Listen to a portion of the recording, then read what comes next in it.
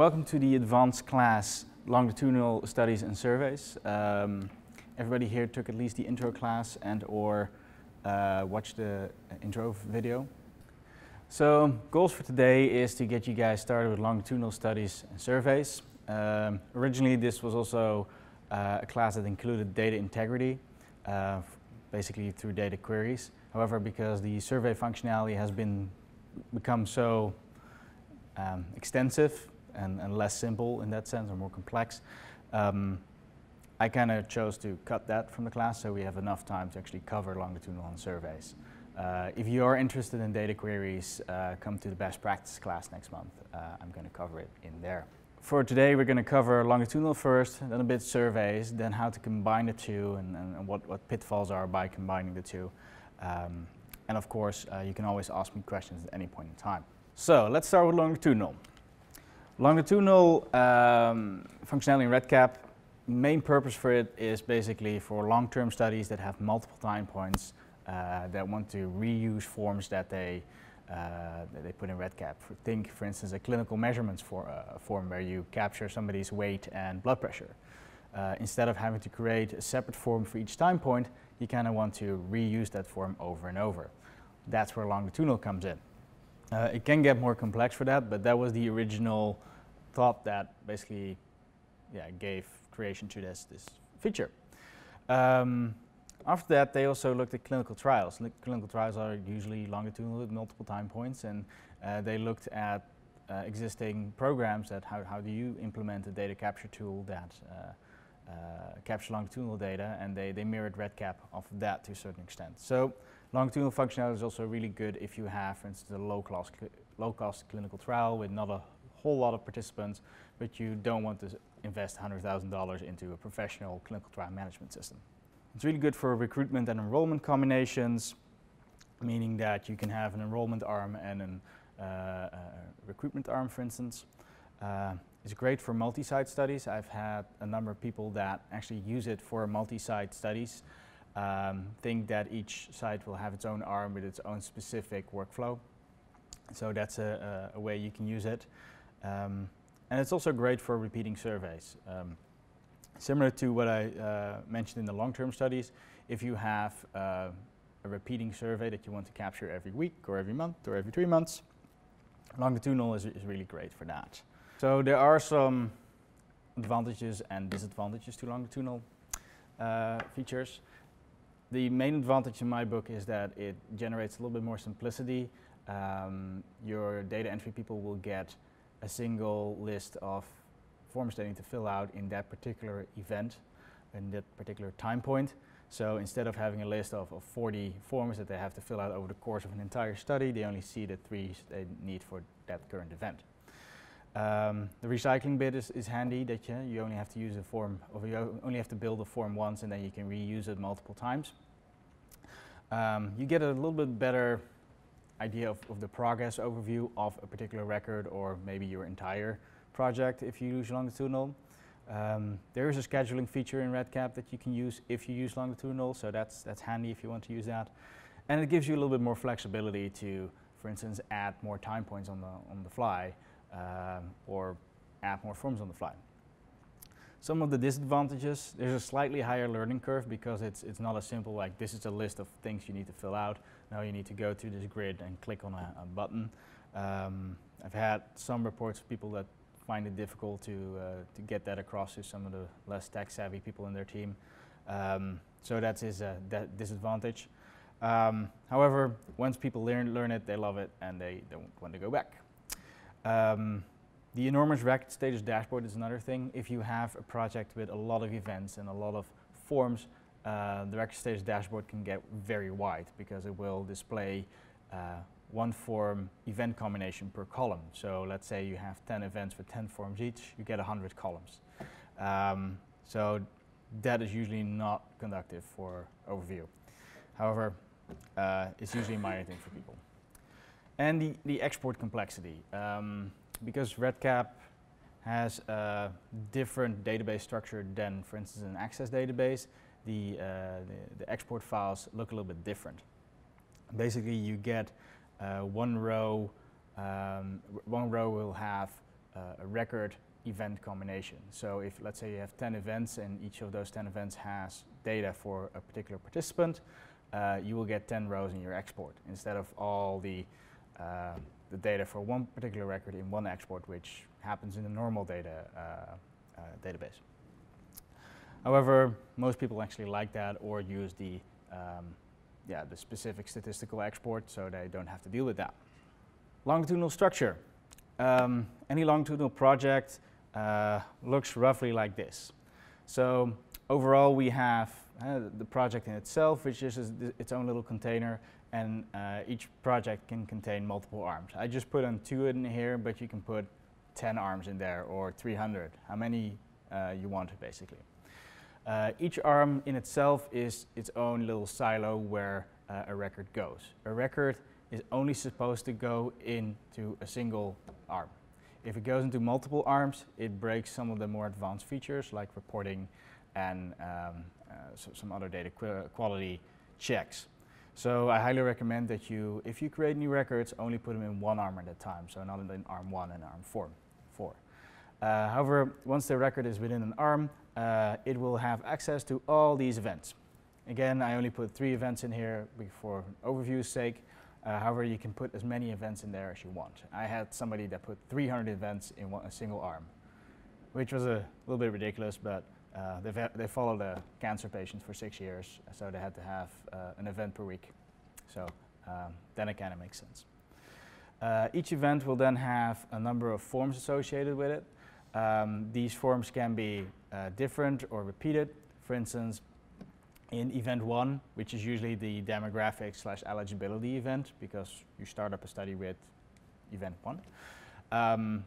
Usually has those type of forms. But then in event 2, we'll have a visit form and a clinical measurement form, which is then in event 3 repeated, just for clinical measurement form, but it will have a different visit follow-up form. So you can mix and match forms within different events. In arm 2, there is a slightly different workflow. It starts out the same. However, there's an alternative initial visit form. The clinical measurements form stay the same, and for instance, event 3 will have a different alternative visit follow-up form. So it really allows you a lot of flexibility to basically assign the forms you want to the events you want in the arms you want. Arms themselves are defined by arm names. So you can give it any name you want, drug A, intervention, placebo, control group, a site name, whatever you want. And it will have an arm number. This is assigned by REDCap itself. You can also change that, however most people don't bother because it's just a sequential arm number. It allows you to group records, drug A versus drug B for instance, and it can differ in events and forms. So what's not allowed is any record transfers between arms, like I mentioned earlier. And unfortunately, there's no direct user restriction possible. So if you give somebody access to a single form and that form is in multiple arms, that person can get to multiple arms. So if you're looking for separating out people per site so they can only see their own site, you will need to put them in data access groups and get creative with forms or create separate projects for them. So that's a little bit of a disadvantage. However, I think I should mention it. Events. So each event is defined by an event name. Again, you can name your own event, you can use a baseline or just call it event 1, up to you. A day's offset, an offset range, and a unique event name. The day's offset and the offset range you can change yourself.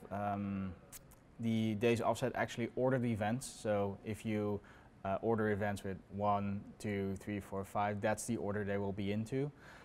If you give the same day's offset to 2 events, for instance you give both events day's offset 1, REDCap will then order those 2 events based on alphabetical order in the event name. However, most people just go with 1, 2, 3, 4, 5, 6. The offset range is only useful if you use the scheduling function because it allows REDCap to not use like the days offset exactly, but fudge a little bit to, for instance, avoid weekends. So let's say you have every 7 days or every 14 days, and you have an offset range of 2. That usually allows you to schedule stuff outside the weekend. Really handy if you're limited to clinic hours, for instance. However, most people don't need to use that because they are not using the scheduling function, so they leave just days offset blank. The unique event name is kind of important, and you cannot change it yourself. It is based off your event name and your ARM number. So for instance, if I call an event baseline, the unique event name would be baseline underscore ARM underscore 1 if it happens to be in ARM 1, and ARM 2 underscore 2. Why is this important? Well, you're going to use the unique event name to reference in the branching logic or in automatic invitations, which event you actually mean. So, and it has to be unique, otherwise REDCap doesn't know where to go. Like I said, each event can contain multiple forms, and it's the basis for schedule generation. I will actually go through this process with you guys because this might seem abstract a little bit. After you created your ARMs and your events, it's time to link some forms to these events because you kind of want to fill them up with what to capture. This is done per ARM, and it just gives you a big grid of various options, various checkboxes. You just check the box at the intersection between the form name and the event name. So that actually makes it super easy to designate, for instance, a very complex schedule like this quickly. You can change this later on. You can link new events, you can link new forms, you can unlink forms if you don't need it for some reason. However, you guys can only do this yourself in development mode. It needs to do by an administrator in production mode. The main reason for that is that if you unlink an event and you have data captured in that event, in that form, you lose that data, which would be a bad thing, and REDCap doesn't warn you about that. So as a result, we kind of decided that if you want to mess with your event structure or your form linkage when you're in production, you just shoot an email to the admin email address, and we'll fix that for you within 1 business day. The workflow, how I usually use it is I start by creating my forms, then I enable the longitudinal functionality in the project setup page. I check user rights to see if everybody has access to all the forms I'm going to put into various ARMs. Define ARMs, define my events, link the forms and events, test, and test again. Highly advise you also to have somebody else look at it just to make sure that the workflow works for you. And after you're happy, you can start collecting data. And if you're using the scheduling functionality, set up schedules for individual records. So let's see how this works in real life. So we're in REDCap already, under my projects. Let's get that out of the way. And we're going to start on my demo project. So I already created a bunch of forms in the Online Designer, in this case demographics, follow-up, and field type demo.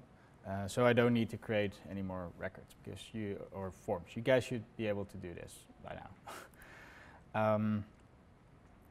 However, if I then want to enable longitudinal, I go to the main project settings in the project setup page. If it's green, this means that longitudinal functionality is enabled. If it's red, it means it's disabled. Red looks like this. So there it is.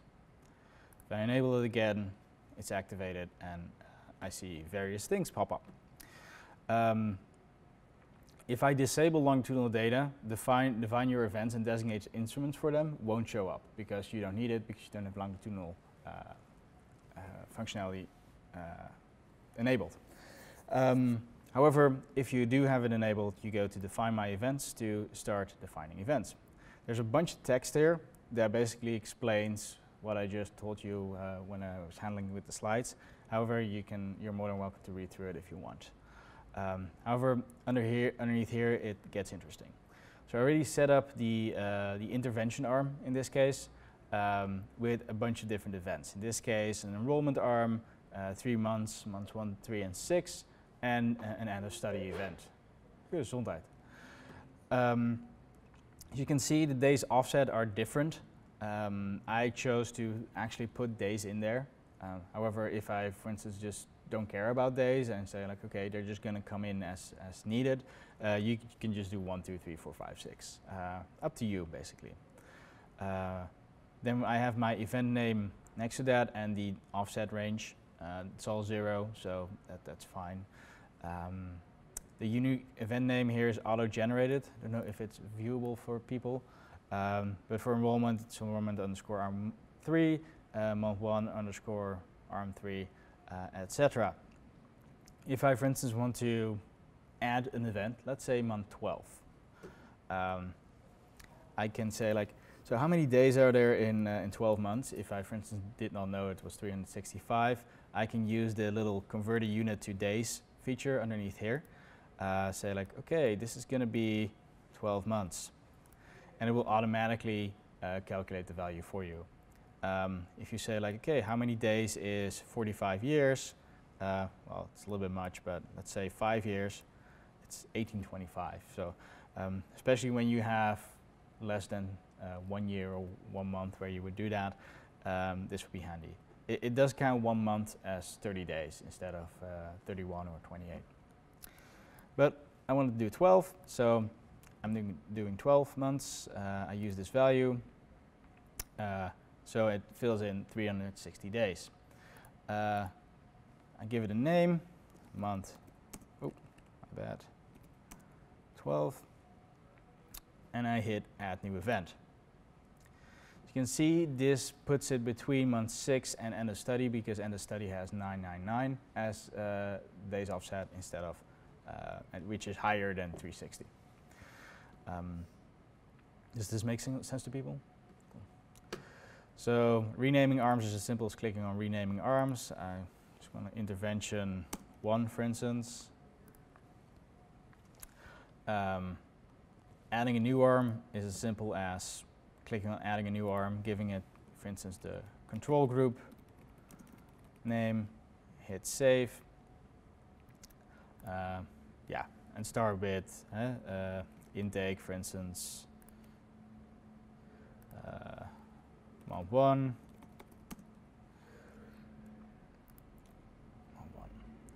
etc., etc. So we can go through that. So let's do end of study for this one. Okay, so that's how you quickly create a bunch of different arms. Okay, so now we kind of want to define forms to the individual arms. You do that by designated instruments for my event up here. There is also a direct link from the project setup page, designated instruments for my events, that will take you to that similar tab. So if you're lost, you can always find it in the project setup page. Because I used this project before, you can see that I already filled out a couple of events, and I linked some forms to it. However, I just created a new event, month 12, and there's no form linked to it, which I can see over here. So I kind of want to link a form to it. I'm going to click on begin editing. It all turns into checkboxes. Say, okay, I just want to add the follow-up to it and the field type demo, for instance. I hit save, and now I've created this particular flow for that project. Right now it looks like you need to follow this particular rule, but you can do whatever. You can also say like, I want this to have field type demo and this form to have demographics. That's fine too. So whatever you want to link, you can do. Unlinking is as easy as unlinking it, obviously, unchecking it, and then hitting save.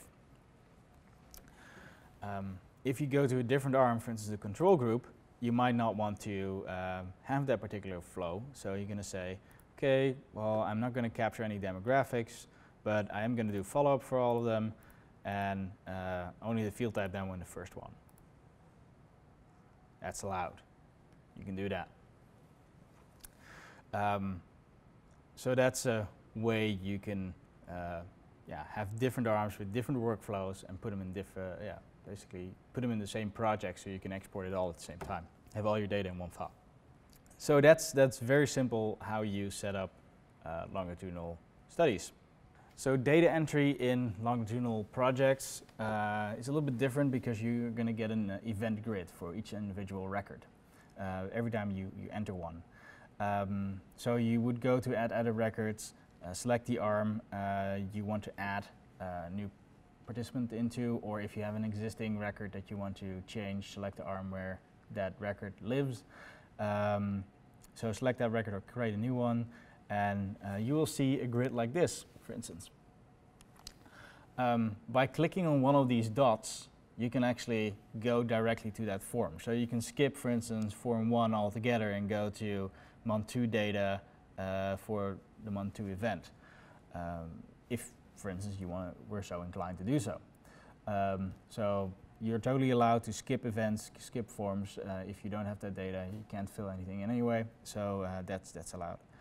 And then you'll just see that form and you can start entering data. Is everybody familiar here with the color coding for the different forms? The reds and the greens and the yellows. I see some yes, some no's. So REDCap has an optional form status field that it adds to each and every form. You might have seen it. It's a drop-down menu that has a blank space, an incomplete, an unverified, and a complete option. So blank means gray, no data in there. REDCap actually does that itself as the default value. However, once you enter any data, it will turn to red, incomplete, meaning it has some data, but it's not verified or completed yet. Unverified is usually a step most people skip, unless you really want to have that step in there, because, for instance, you have somebody who verifies stuff for you, and they want to see what they need to verify. And green is, of course, completed. So it's just a visual reminder for yourself, okay, this form is done. I don't need to do anything with this. I need to continue with the next form. It's really handy if you have multiple users working on the same project with multiple records, and you don't talk to each other that much to really say, okay, this patient was in that status, so you need to do this form. This will actually remind them of them without you having to talk to them. That looks like this. For instance, if I go to add other records, right now I only have 2 arms, intervention and control group. If I want to select an existing one, I select on select record. For instance, let's go to Christine Lagarde, and I can see that there is a bunch of stuff filled out. So let's say I want to go to month 1, click on that, and that opens up that form. There's a little mini list on the left here of all the data collection instruments in that particular event, so you can quickly switch between the two, so you don't have to go back to that event grid every single time. You just fill them all out and you're done. So let's say fill some stuff out and hit complete it, save record, and that will take me back to the event grid, so I can either select another form, or I can go all the way back to add edit records and select another person. Or if I want to add a new person to the control group, add a new record, click on one of these and it starts working. Easy enough, right? Calendar functionality. So this is totally optional for you guys to use. You don't have to use it. You can turn it on and off at your whim.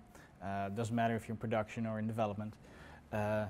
It basically generates schedules automatically based on how you set up your events in the arms.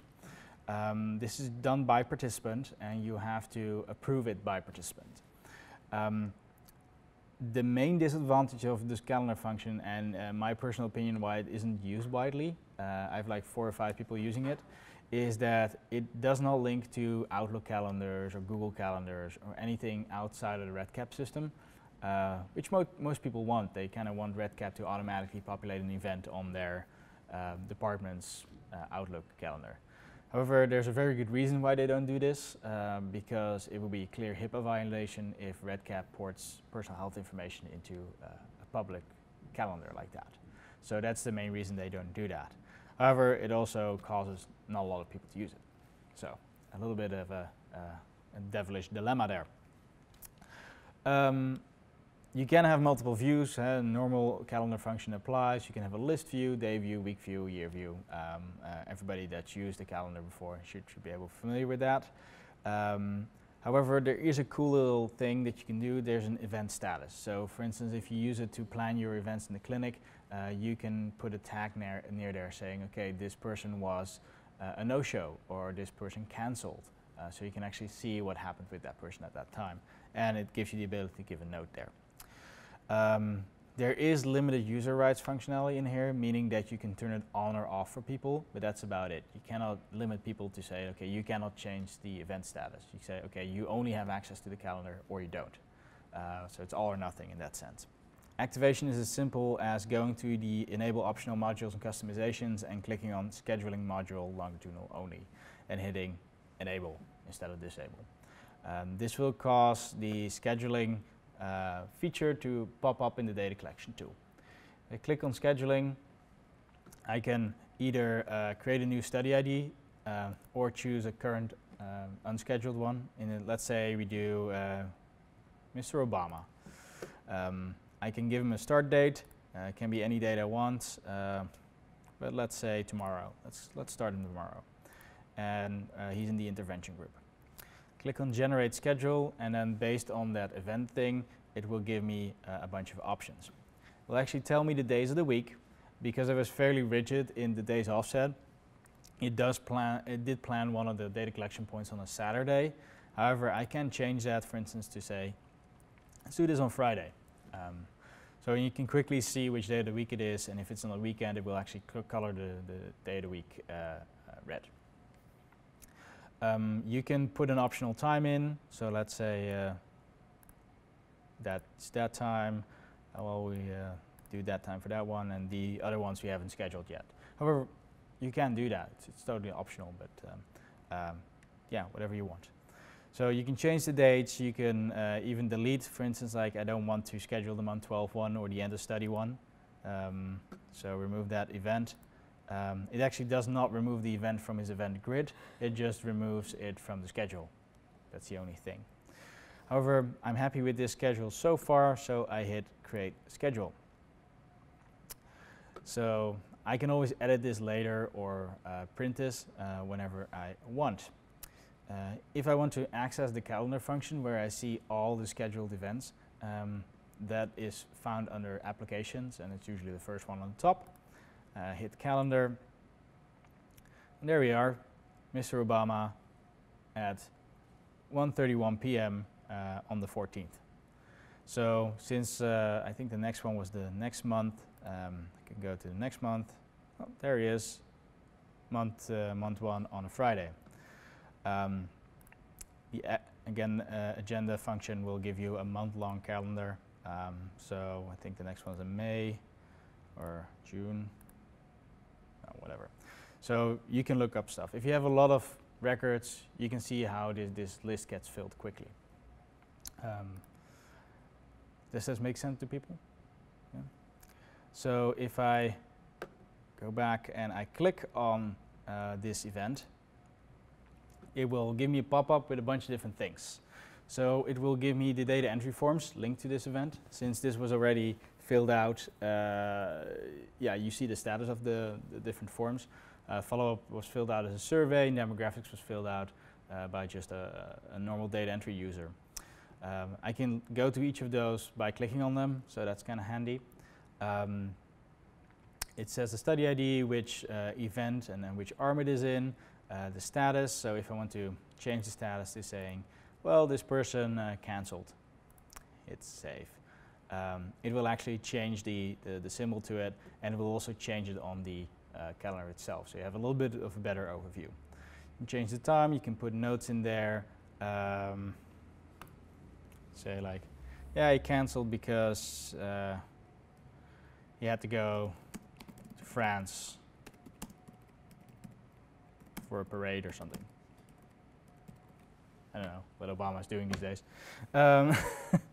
So you can do that, save notes. So you can actually see what's happening with the calendar function. So it's really handy if you're okay with just using the calendar function within REDCap and forcing all your data collection people to use this calendar.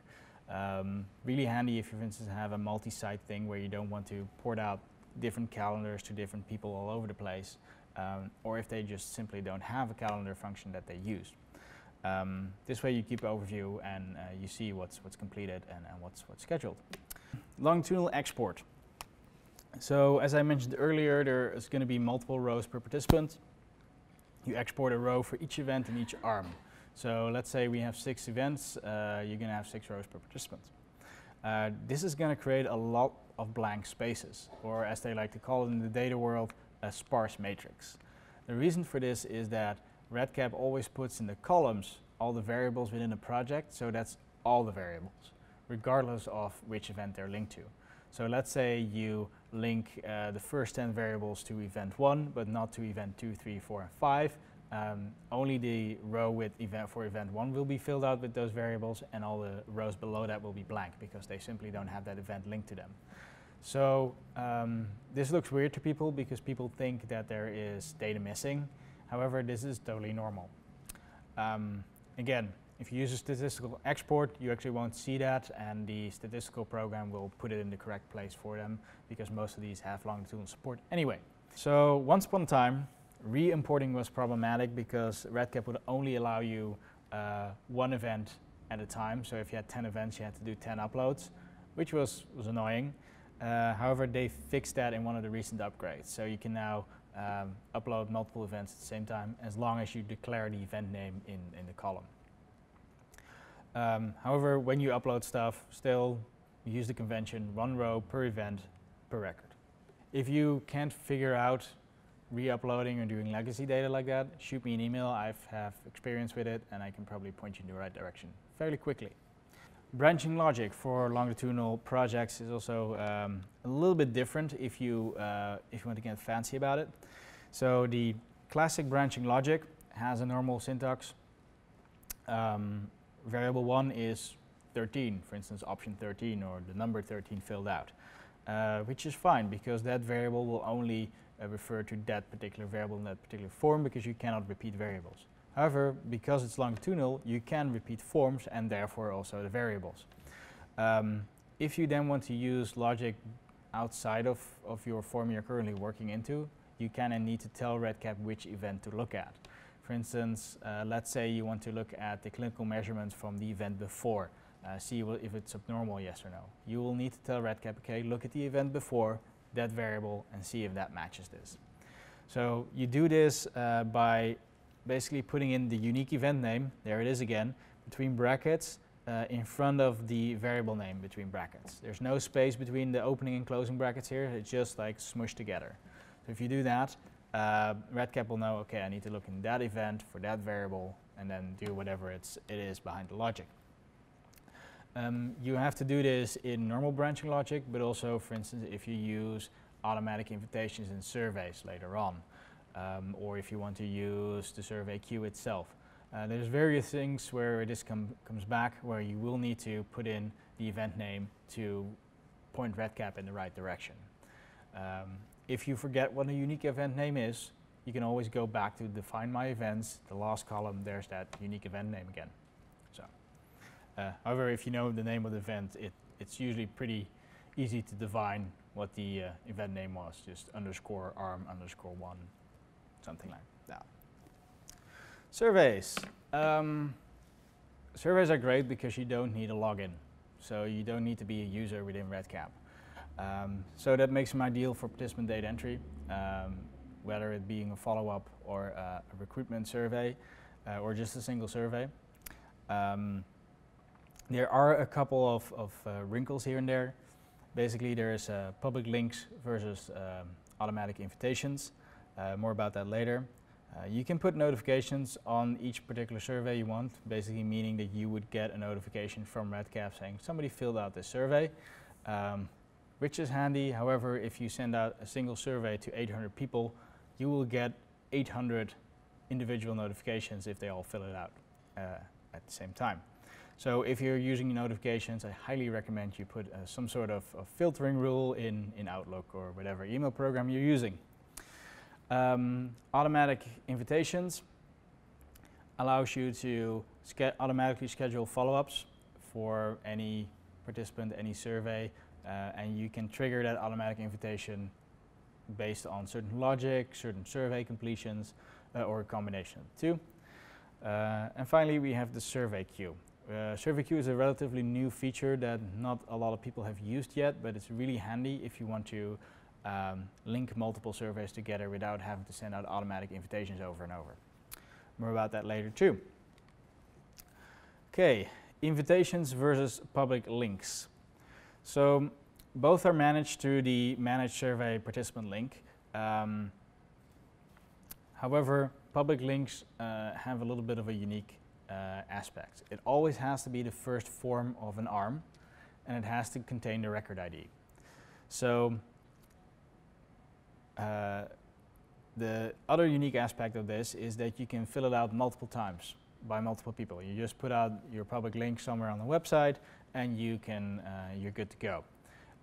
However, the difference with the personal invitation and automatic invitations is those are linked to specific forms and specific records, so they cannot be the first survey because the record is already created, and you can only fill those out once. Public links have a bunch of different features associated with it to make it easier for people to find it, because it's a unique link and it's usually a fairly long string. Sometimes people want a shorter one, which REDCap does, or they want to have one of those fancy 2D barcode things that you see on some of the projects you can scan with your smartphone. Well, REDCap can do that now.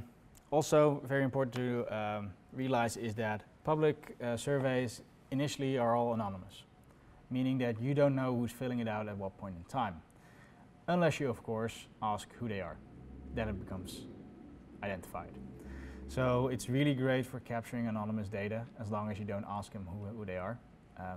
However, a personal invitation is always inherently identified because you need to have an email address to send them to. So that brings us to personalized invitations. The cool thing about personalized invitations is there are traceable completion rates. You can see who filled out what and when and where. Which allows you to basically send reminders to them or follow up with them for some reason. Like, well, why haven't you filled out this survey yet? You can customize the invitations for personalized invitations or automatic surveys with their name in it, pictures, the whole 9 yards. So the personalized invitations, the initial invitation is only available for the first survey of each ARM. After that, it has to be an automatic invitation. Or you have to compose it manually. Follow-up surveys can be distributed to automatic invites. Setting up a survey is the first step before you can start messing with public links and personalized invitations. You enable them in main project settings, similar to what we did with Longitudinal. You create your forms, and then you have to enable each form as an individual survey. This means that you can mix and match between forms and surveys. So for instance, I can say like, oh, demographics is not a survey, but the next two are. And then I want to leave this as a normal form, but month 3 is again a survey. And any possible combination. You can make them all surveys if you want that, or none of them, up to you. You do have to set some settings. Most of them are cosmetic, but some of them actually do impact the survey itself. You can turn it on or off without losing settings, for instance. And after that, you invite participants. The survey settings, it's a whole list, and I usually like to go through them manually. So let's do that. So in the project setup page, if I want to go to any given survey settings, I will need to go to the Online Designer. Online Designer can be found here. And then behind each survey, in this case I made all of these survey, I can click on survey settings. If we go for demographics, we get this thing. The first thing it shows is that the survey is active, meaning that there's an active link out there that people can go to and fill out the survey. If it's inactive and people go to a link, whether it's a public link or a personalized link, it doesn't matter, they will get a message saying like, thank you for your interest, but the survey has been taken offline. So that's how that. You have to give it a title. This can be different from the form name. For instance, you can give the form a complex like hash code if you want, but the survey title should be something that people can read because that's the first thing they're going to see.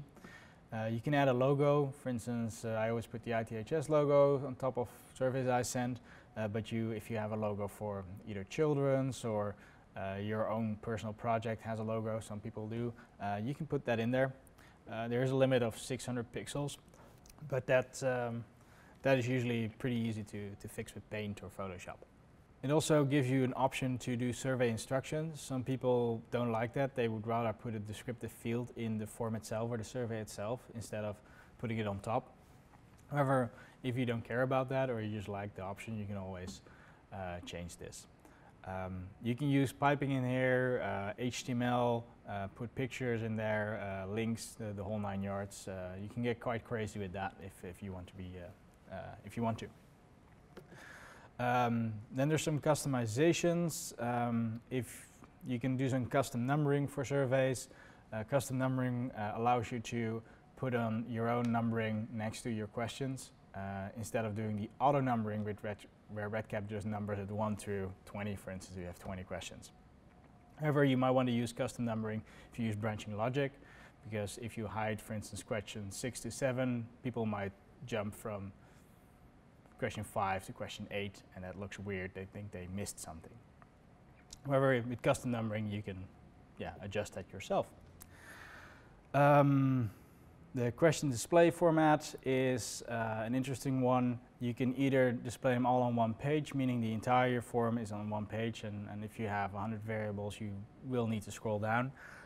Or you can say, I want to have my survey cut up in different sections. Let's say I want to do 10 variables per section. You can cut up that 100 variable survey into 10 sections. You actually define sections by putting in section headers and then turning on one section per page, so basically multiple pages. This will allow REDCap to cut up that survey into multiple pages. They will go through it. Each time they will have to click next or submit to go to the next page.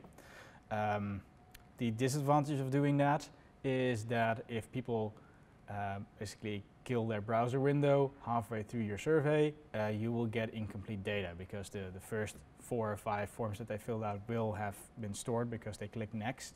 However, the other ones won't be filled out yet. So that might be an issue. Once you select one section per page, it gives you a bunch of options. For instance, you can display the number of pages or not, and hide the previous page button if you don't want people to go back on their answers. It's handy if you don't want people to see, okay, if I put this in, what do I get then down the road? However, most people stick to the all-on-one page option because they had good survey design. This is also a new feature which I kind of like. I don't know how many of you have worked with required fields before. However, if you've seen a required field, you'll see that there's always a big, fat, ugly red link like you must fill this out message there. Well, this will actually allow you to hide that. So the field's still required, and if people don't fill it out, you actually get a pop-up at the end like normal. You just don't see that red message. The survey aggregate, sometimes I get questions about that. It basically allows people to see what other people have answered in an aggregate form. So de-identified, just a simple count. So most people that turn it on is for office poll parties or something. For most clinical studies, it's not really relevant. However, you have the option to turn it on if you want.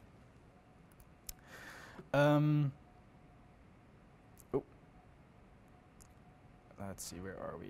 There we go. Survey access. You can put a survey expiration date in there. So really handy if you don't want to worry about when to close your survey. You can just put a date and time in there, and REDCap will take it offline at that date and time. The date and time is, of course, Pacific Standard Time. Sometimes people think it's their time on their computer. No, it's the server time, so that's always Pacific Standard Time. So please take that into account if you have an international survey. Another wrinkle with survey expiration is that it takes all the copies of this survey offline. So if you have a longitudinal project where you reuse the survey and you want, for instance, the event 1 to be expired at that point, if you use the survey expiration date, it will expire also all the follow-up, the other months after that. So that would be a bad thing because that kind of breaks your workflow. So don't use the survey expiration if you also use if you copy the form with longitudinal forms. So the save return option is a nice little feature which allows people to get a unique code and then come back later to fill out a particular long survey. However, not everybody is thrilled by that, because people lose that 6-digit code a lot. And you will have to look it up and they will email you, and it's just a lot of work. In my experience, it's better to design a shorter survey and pull them multiple times with automatic invites than create one big long one that they have to come back to every single time. So, but that's my personal experience. You guys might want to do survey return. However, be prepared that you are going to get emails about that. Survey termination options, which is always fun. It begins with the redirect to a URL. So I had one particular person having a particular gruesome survey that kind of depressed people, that she, instead of having a thank you message, she sent them to a cute cat video website afterwards. So that's an option. You can redirect them if you want to be a little bit more serious to your own personal website for your study, or the main website for the hospital, or whatever. Or you can just do a survey completion text, like, thank you for taking the survey, we will be contacting you with follow-up questions later, sky's the limit. You can put piping in there, meaning that you can say, like, dear Deepti, for instance, thank you for taking this survey. Just making it a little bit more personal. Similar to the intro or the instruction text, yeah, you can put in HTML in here, pictures, whatever you want. Then a new feature, which I really like, is the send confirmation email. Because these days on the internet, whenever you fill out a survey somewhere on any website, people can expect confirmation emails if you if they gave you their email address. So yeah, so you can do that. You can send it from any account. In this case, we have a bunch of different accounts from people. Whatever you want to do. Give it a subject header, again put text in there, or an HTML type situation where you craft a little bit of a nice message. And finally, if you really want to, you can, for instance, attach a document. So let's say you want to send them a brochure for, okay, thank you for explaining interest in our study. Here's the recruitment brochure, or here's a PDF with all the things that we expect from you. And they automatically get that email, so you don't have to follow up with them manually. So that's a really, really great feature. If you don't capture their email, you can still turn this on.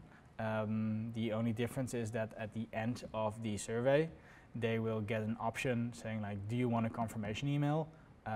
Please put your email address in here. That email address will not be linked to that record. So at that point, it's anonymous. REDCap only uses it to send that confirmation email out once. So if you still want the confirmation email without the identifiable part, that's the way to go. And then save changes saves all the changes you just made. Deleting or disabling a survey. This is usually a little bit tricky, because deleting a survey, there are 2 delete buttons for any given project. One deletes the entire form, which would be bad because you lose all the data associated with that form, so don't do that. And the other one is reverting a survey back to a form. So, however, reverting the survey back to a form is also called delete survey, hence the confusion in a lot of people. So the delete survey button for reverting is actually located in the survey settings at the very bottom of the screen. There's a little bit of tiny little fine print gray text underneath there explaining this. However, people don't read that because it's a tiny little gray fine print. So please be aware that if you made a mistake and you don't want the survey to be a survey but revert it back, that's the way you do it. So you see that down here, delete survey. If I want to delete this survey, it will give me a pop-up saying, like, are you sure? It will not delete any data, it will just revert it back saying, yes, I'm sure. And then I will go back to my online designer form overview page, and I can see that demographics is now a normal form again, instead of having surveys. So that's the way you revert things back. If I were to click on the delete button over here, it would delete the entire form, which would be bad. So So please be aware of that when you're managing that, that's an issue that they haven't really solved yet. So let's continue with notifications. So I mentioned this before, if you have notifications or you want to basically track where your servers are at, your completion rates, you can turn on notifications. In this case, it's fairly easy. In the Online Designer, you go to Survey Notifications and you select your email address. Looks like this. Online Designer, Survey Notifications. This will give you a pop-up for each and every survey you have. For instance, if I want to say, like, I want to get an email on my primary for this one, but my secondary email for this one, I just select those and hit close. And then go back. You can see that notifications are enabled for that one. I want to turn them off, just hit not selected, and then you're good. You turn them off. You can do this for any user in your project. So if you are managing stuff and you really want to annoy your coworkers, you can turn survey notifications on for everybody. So, however, really handy to monitor without having to log into REDCap every 5 seconds. The notification itself is a totally auto-generated email that you cannot change. It will always say, dear user, this project or this survey has another record created or is filled out again. Here's a direct link to go to the answers. So clicking on that will log you into REDCap and show you the answers for that particular survey. So you can go directly to see what people have answered. Automatic invites are basically time-delayed messages that you can send based on any kind of logic or any kind of survey completion. It looks scarier than it is. It's actually fairly easy to set up. The only thing you need is to turn on an email address for that particular participant, put in a custom message, basically saying, like, dear so-and-so, please fill in this follow-up email because you agreed to be in our study. Select a trigger. Again, this could be the completion of a previous survey, or if a certain value was entered, or a combination of the two. Set up the time delay, basically saying, like, wait 30 days before sending this, or wait 14 days, or wait until the next Monday, up to you. Or you can just send it immediately if that's your thing. And after that, you can put in reminders. Reminders is a new feature that is pretty cool in my book, because you can send up to 5 reminders with a standard time delay in there that says, like, dear so-and-so, this is a reminder, you haven't filled out the survey that we invited you to, like, a couple days ago. Please click here to go to the survey. The really interesting bit is that if you, for instance, set up 5 reminders, but they fill out the survey after the second one, which would be ideal, the 3rd, 4th, and 5th don't get sent. They get cancelled automatically. So you don't have to monitor that, so you don't inadvertently spam people with reminders for things they already did. And then finally, you need to turn the automatic invitation on or off. So that's important. So let's set one up. Let me enable this one real quick. So we go to the Online Designer again, and we look up automatic invitations. So automatic invitations in a longitudinal project will have basically one entry in this list for that survey in each event. So you can actually see which events we are at. So let's say I want to set it up for month 6 in ARM 3, click on Setup. I'll get this big pop-up, and this is reflected up here with the same event. So you always know for this event, or for this survey, I'm setting it up for this event. You do have to set it up for each event form combination. So you cannot set up an automatic invite for all your forms. You have to set it up for each individual instance. So if you repeat a form 20 times and you want to use automatic invitations, you have to set it up 20 times. A little bit annoying, but it makes sense when you get to the temporal aspect. So after that, you go to compose message. Again, a from email, a bunch of different emails that you can choose from, which are usually from all your users. You give it a subject.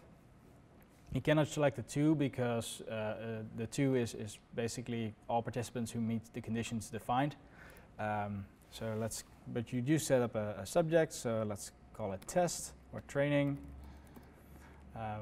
You give it a cute text like, "Hi, please fill out my survey. Thank you, Bas or survey team," or whatever you want to put in there. Sky's the limit. You can put HTML in there, piping. You can really customize it the way you want it to. After you've done that, REDCap will also indent automatically the link for that particular survey because it will send a unique link for that form, for that record, for that event. So this is a one-shot link. It's one of those one-shots instead of a public link, which can be filled out multiple times. So this is one shot, and it basically expires after people fill it out.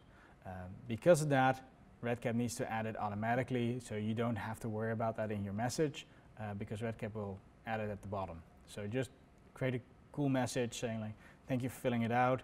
Go directly to the survey by clicking the link at the bottom of the survey." Or of this invitation. So that's what I normally do. So after you are finished with your message, you go to conditions. So as we can see, we have two different conditions.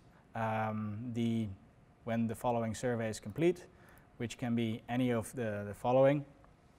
Highly recommend you select a survey in the same arm, otherwise it will never work. And one that's filled out before this survey. But you still get the entire list. So let's say demographics. Or you can select the or, so either one, when the following logic becomes true. So let's say we want to do month one, arm 3, I think it was. So I do have to put that cross event logic in there to define which event I'm looking at, because this is outside of the event, so it needs to look in. And I think it was height or something. Is 1, for instance. So put something like this in, test the logic beforehand by doing a couple of test runs. So put this logic in, and then you can get quite complex. If you are a little bit familiar with branching logic and the advanced syntax, you can get quite creative with this. However, most people just say, I don't need specific logic. I'm going to delete this, and I'm just going to basically key it off one of the previous surveys being completed. So after that, you go to step 3, which is the time delay. Time delay, you can send it immediately, which is apparently a delay. Send it on the next day, for instance, the next day, weekday, weekend day, or a specific day at a certain time. You can set it after a lapse of time, for instance, after 30 days. The issue with that is that if you set it after a lapse of time, it will actually count down from the moment the trigger condition becomes true. So if somebody fills out a survey at 4 in the morning and you said like wait 30 days, REDCap waits 30 days and then at 4 in the morning we'll send the follow-up. So that's an interesting little behavior, just so you be aware of that. Or if you have a carefully timed workflow and you need to send out a bunch of surveys at a specific date or time and you only want to send them all out at once, set an exact date and time. So whenever somebody fills out this survey after that date and time, they will never get the follow-up because that date and time has already passed. So that's a thing. But most people choose for the lapse of time, so in this case, wait 30 days. So then the initial invitation gets sent. You can also send up reminders, which then key off the day, the moment this invitation was sent. You select, you basically check the box, and then you get a bunch of options. So you can say send every day, again, day, weekday, etc., at a certain time, or send every 2 days until they complete it, or send at the exact date time. You can set a recurrence only once or up to 5 times. I think they didn't put in more than 5 times because that would be harassing people. So yeah, I usually do 3 or 4 times. It kind of depends on your personal preference. But like I said, once you fill it out, all the reminders go away automatically. And finally, click on active. Hit save. If something is not active, okay, load. So let's say I want to make this inactive again. I hit save. It actually shows that by turning red. So you can actually see which automatic invitations are active and which aren't. One thing which is tricky with surveys is that, and specifically automatic invitations, is that if you have a bunch of records already in REDCap and you set up an automatic invitations for that, if you then go to select the trigger being another survey being completed, that doesn't count for all the surveys that are already completed, basically the existing records. It will only count for new records or new updates to the system. So it will only go when you update or do another survey completion. So it's a little bit tricky if you, for instance, want to push a bunch of information in REDCap and that triggers a bunch of survey completions. So please be aware of that. So set up your surveys, automatic invitations before you start collecting data. Otherwise, some things might fall through the cracks. That's the main takeaway from this. Email fields, very important part of send survey invitations. So REDCap needs an email field to send this invitation to, and you need to define which email field it needs to send one to. There's only one field allowed per project, meaning that you can only link one email to any given record.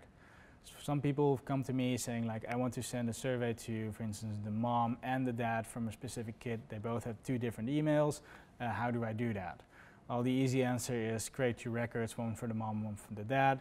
However, if they don't want to do that, you're kind of out of luck because REDCap only allows 1 email per record.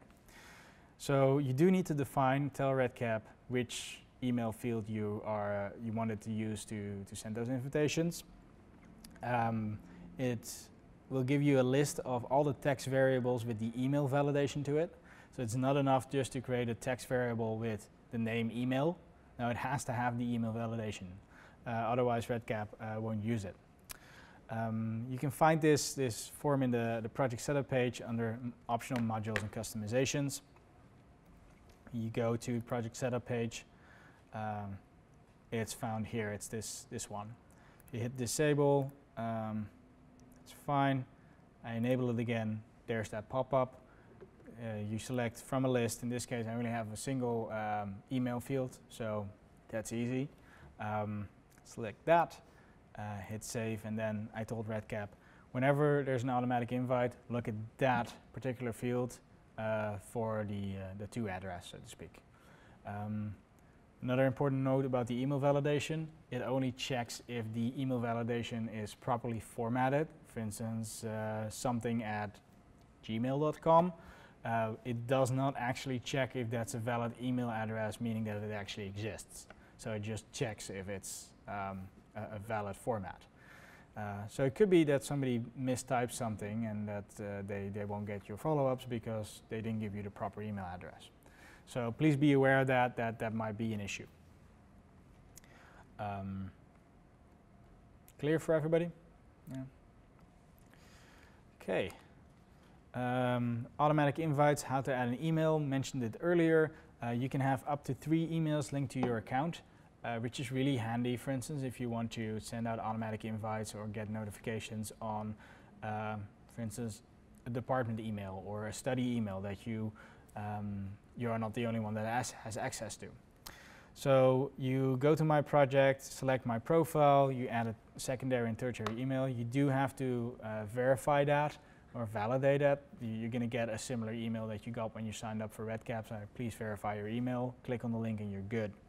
If you have trouble with that, don't hesitate to shoot me an email. I will fix it for you.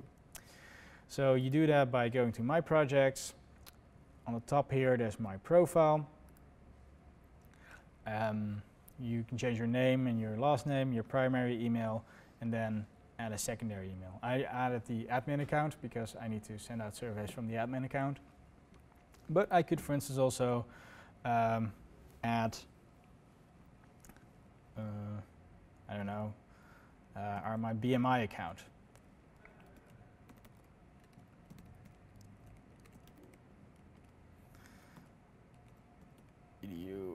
Let's do that.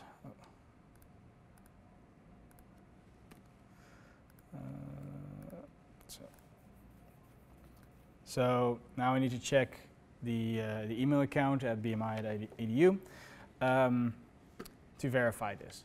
However, once I verified this, I'm good to go and I can select it for notifications and for automatic invitations as the from email.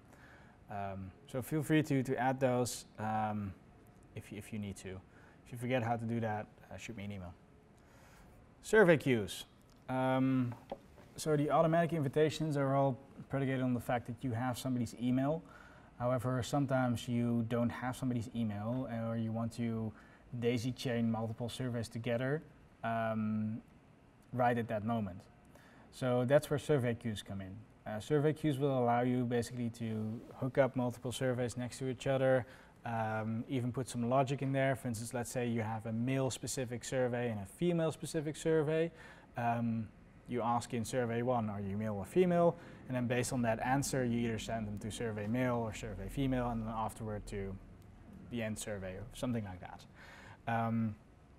So it's really easy to craft multiple fields or multiple workflow paths through your surveys that way. It will allow you to shorten branching logic because you can add logic to an entire survey and not to an individual variable, which you would have to do over and over again for all the variables that are applying for that. It actually has an easier save and return option because the people doing a survey queue will get a survey queue link, which is an overview of all the surveys they have to fill out. So, and that link doesn't expire. It will just give them an overview, and if you add a new survey to it, it will give them a new button to click saying like, you have a new survey, fill this out. So that's easier. The auto start feature is really handy. It allows you to skip that overview and start surveys right after another, basically simulating a different page view. So it kind of seems to people that are still working in the same survey because they get all the surveys after each other immediately. Mentioned the paths. What it allows you to do this is to split up forms or split up surveys for greater flexibility. In complex studies, you can have multiple questions or a couple questions like clustered and then add them to different surveys and make it a little bit handier. The big advantage over these with automatic invitations is that you don't need to send an invitation for each individual survey. In the past, before survey queues, you did have to do that. So if you wanted to send 4 follow-up surveys, you would have to send 4 emails, which would get annoying. This will actually allow you to chain them together. I will show you how to set it up in a minute. So survey queues are found in the Online Designer. It's a dynamic list. It's populated by all the forms and all the events, and you don't require an email. So that's the fire forget for example. So go to my demo project again, Online Designer, and here's the button Survey Queue. So Survey Queue will give you a pop-up with a bunch of different things. You can see for each event the surveys associated with that event. In this sense, for instance, follow-up in enrollment arm 3. When do I want that to be triggered? Well, I want it to be triggered when the demographics forms is filled out, and I want it to auto start. you check that button. That's that easy. So at that point, when they start with the demographics form and they hit submit on the demographic form, the next page, what they get is the follow-up form immediately. So, and you can do whatever you want with that. So it can go cross events, so you can have multiple events linked together. You do need to set it up for each and every arm individually. For instance, in the arm 4 control group, I need to activate it, saying like, okay, when active, like end of study, and then do the field type demo and link that to, is it control group, follow-up. There we go. So this way, it's like once they finish the field type demo, they go to follow-up, and afterwards they go to field type demo again. It's kind of a bad example because it's not a real-life example. However, it does signify how you can chain multiple things together quickly. If you don't want to use survey queues, just don't activate them. That's as easy as that. You hit save, and you are good. So you can see that there are survey queues active by the little green check mark at the back. So this is an example that I actually did with a real-life project. They were doing a donation form for blood, and they started out with a public survey link which they distributed to people on flyers, I think. It included an email field and a choice field, meaning like what kind of blood do you want to donate. In this case, whole blood, white blood cells, or just plasma. And based on their choice, they got shunted into one of 3 follow-up surveys, so they could never just get all 3. They would always get only 1. And then after they completed all those 3 forms, they got all shunted to the same follow-up survey, I think a week after the initial survey was completed. And in that follow-up survey, they kind of got the question asked, like, did you get any side effects or like bruises or whatever from your donation? So really handy, and it shows you how to basically chain a workflow together and then have it come back to the same thing. So you give people more options to really customize the paths through their entire thing. If you're gonna build something like this, I highly recommend you diagram it out like this, because it's way easier to set up because you have conceptualized it for yourself. Surveys and longitudinal studies. So automatic invitations per arm, per form, you need to set it up, mentioned it earlier. It's dynamically populated, so meaning that if you add a new event with the same survey in it, the list will be addended, and you will have to go into the online designer to set up the automatic invitation for that new event form combination. If you disable a survey, you disable all the surveys for all the arms and all the events, which would be bad in most cases. So there's at this point no way to disable a single survey in a single arm. It's either all or nothing. If you want to have that capability to disable a survey in a single arm, you will need to create a separate survey for each arm. So that's kind of a hassle, but that's the way the state of affairs are at this point. Similar survey queues need to be set up for each arm. You cannot just set it up for arm 1 and then hope that arm 2 takes it over for some reason. You have to set it up. But like we just saw, it's fairly easy to quickly do. So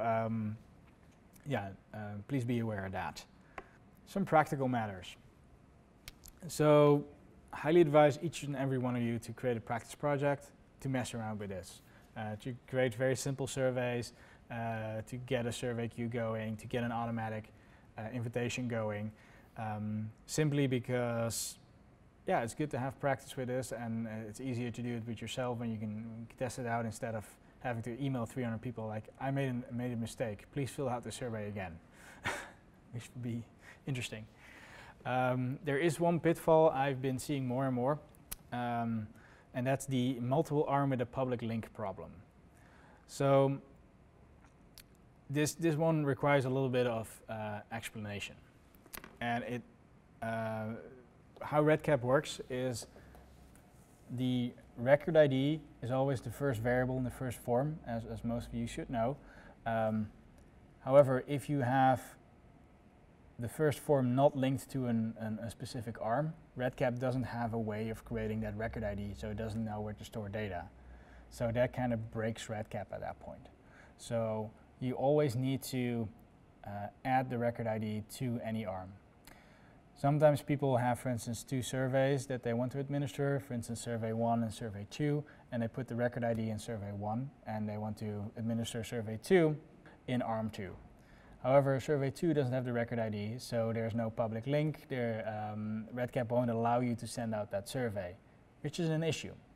So the easy go-around is to create a single landing page, I always call it, with just the record ID in there. So the user actually won't see the record ID, they won't only see the landing page. It can be something simple like put the logo up there, like thank you so much for doing my project, hit submit to start the survey. Most people know that, won't even think about that it's actually required to make the whole thing work.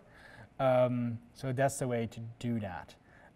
It's relatively easy if you know how. Let me demonstrate how you should do that and prevent that. So right now in the demographics form, the very first form is study ID or record ID, whatever you want to call it. If I go to manage survey participants and I go to the second form, try to open this one up, it goes to demographics, even though I didn't link that to that particular form.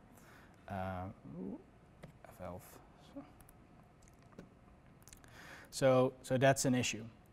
So how I would go about that is create a new form. In this case, let's call it landing page. Create that. Add a descriptive field to it. Say like, thank you for participating.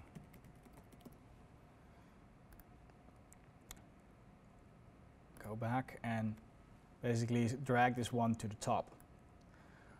What this does is when I go to it, study ID will automatically migrate to that. REDCap will enforce that with a vengeance. So that's a way to get around that. So now I have my landing page. Enable demographics as a survey again. And go to longitudinal. So define my events. My events are still fine, but I do need to link my landing page. So landing page is number 1, always link that to enrollment, landing page, hit save. Similar for control group, begin, landing page. I don't want demographics in my control group for some reason, but I do want a record to be created. So at this point, I usually want to daisy chain them together with a survey queue. Go to survey queue, say start demographics when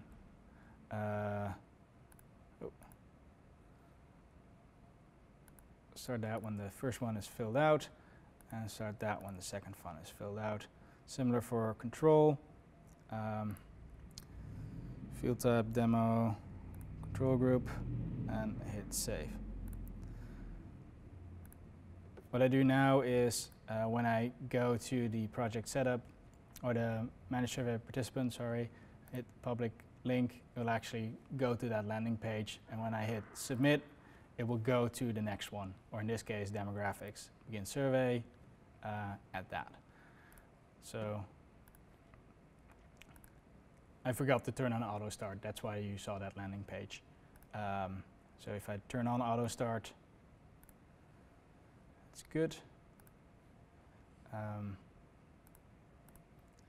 Go back to manage survey participants, open public survey, hit thank you for participating, hit submit, and now the second one appears.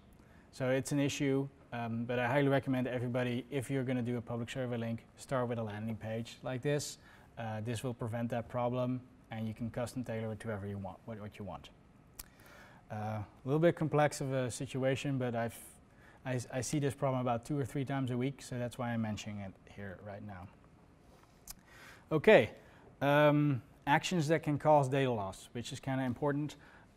So deleting any events will obviously delete all the forms in those events with all the data in it, which would be bad, so don't do that.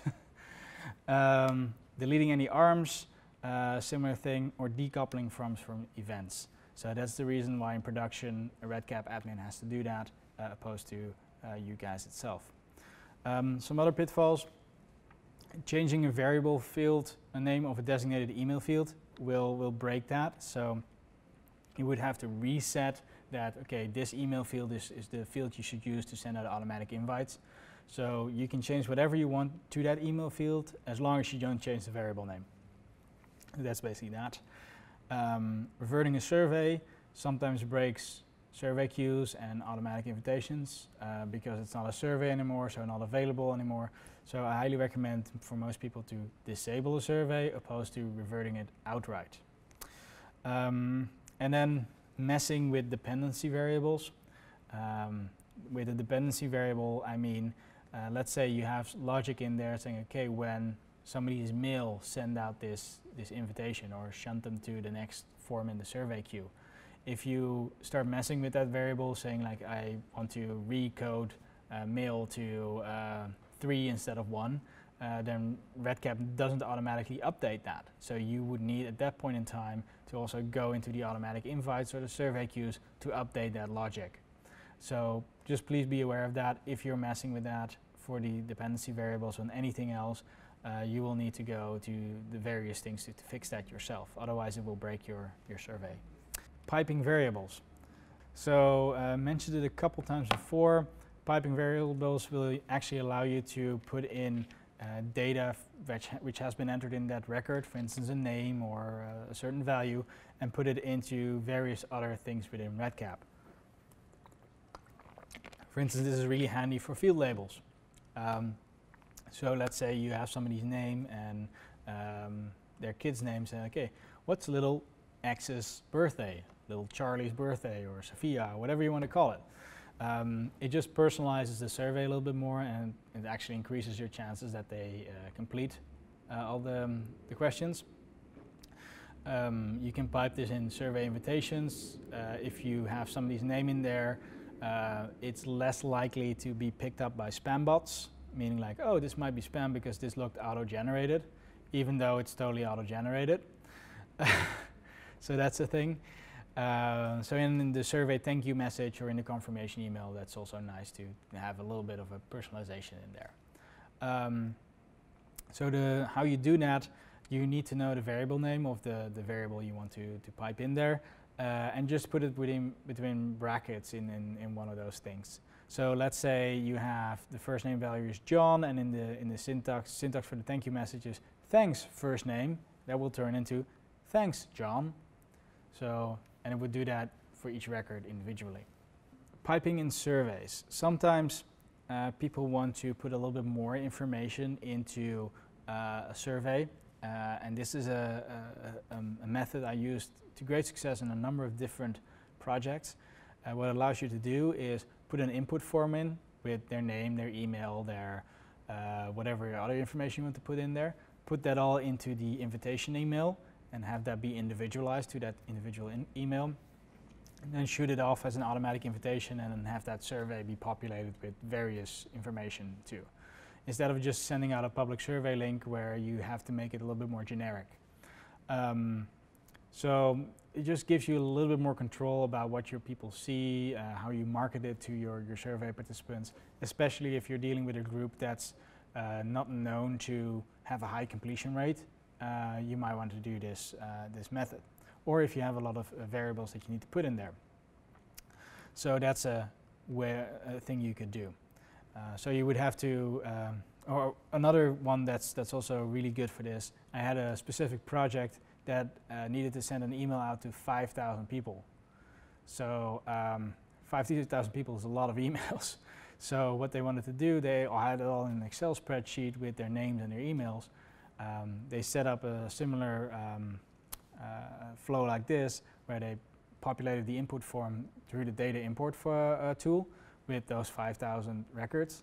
And then once they got uploaded, REDCap scheduled 5,000 emails.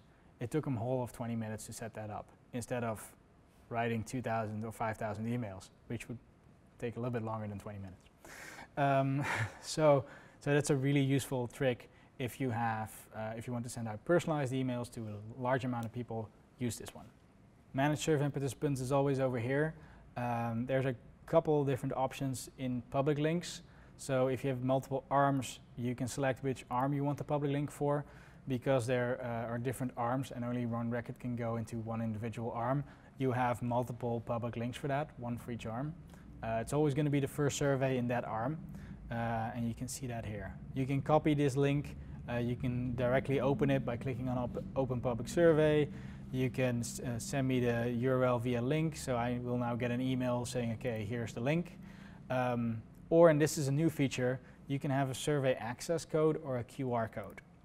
Click on that, you get this pop-up. Basically what it allows you to do is have a shorter web address with an enter code, basically. So if you are, they developed this specifically for clinics where they have a bunch of tablets that they want to hand out, and preload this address and just give them the code, enter that code to start your survey, and don't have to reload that all over again with a very complex string every single time. So that's the way you could work that. So a short code is a little bit more temporary, so it's even shorter than this one. So don't mess around with that. Or use the QR code.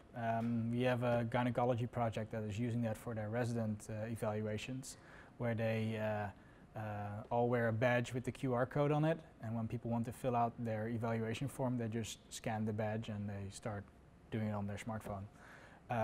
Each QR code for each survey is unique, so you can make them without any effort. Some people like this because previously they would have to pay a company a couple $100 for each QR code to generate that, which would be a waste of money in my book. So REDCap does have that capability. There is also a participant list and a survey invitation log. Survey invitation log is basically a long list of all the surveys that have been sent out or are going to be sent out with that particular project. So if you have 5,000 emails sent out, you're going to see 5,000 invitation logs. If you also turned on 5 reminders at the time of the creation of the automatic invitation, those reminders also get scheduled, so you would get 25,000 surveys logs. So, well, if you want to double check on each individual log or go directly to that form, you can do that here. You can copy their survey link. You can view the email you send to them like this. So there's a couple different options you can see, but you can really use this to manage what goes out to who at what point in time.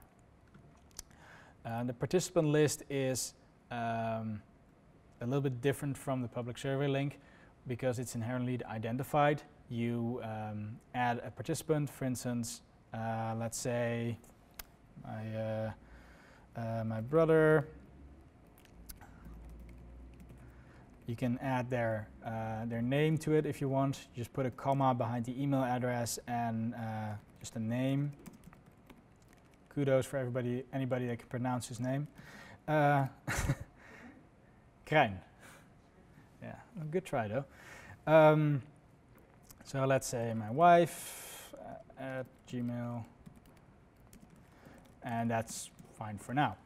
I hit add participants, and now I added those two as participants. So at this point I can say I want to send them an individual email, or I can send them a bulk email, or I can just do the QR code by clicking on the QR code. So this QR code is not a public link, it's specific to that particular record. So you would have an individualized link for that. So if I want to send a message to them both to start their data collection, I select them over here. I say, okay, when should these be sent? Well, I want to send them tomorrow morning at the crack of dawn. So do that. Again, I can do the reminders, very similar to what we do with the automatic invitations. Works exactly the same. Don't want to do that right now though. Compose a message, also looks very similar. Test. Hi. Oh. Test. Thanks, boss. There's also a handy feature that sometimes pops up here. If you did a previous Compose email address for Compose a survey through this method, you can preload your previous message, so you don't have to retype it every time, which is handy. So that's handy. I hit on send invitations, and it tells me your 2 emails have been scheduled. So yeah, you can export this list if you want, or go by survey. But this is a pretty good way to manage individual surveys instead of going all bulky with an input form. Okay. Well, that was my spiel with 10 minutes to spare.